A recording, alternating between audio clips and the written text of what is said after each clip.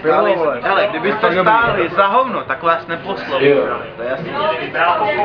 Ale prostě ty vaše písničky, jo. Už to natáčíš teda.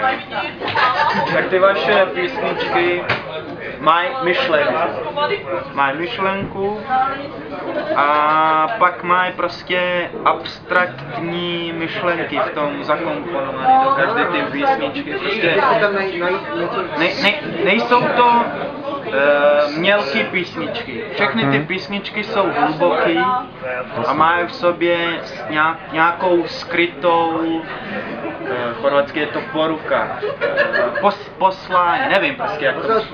No, prostě něco skrytého mají v sobě a to skrytý mě prostě vždycky dělá to, že když jim uslyším, že spadnu na prdel a nevím, co mám myslet.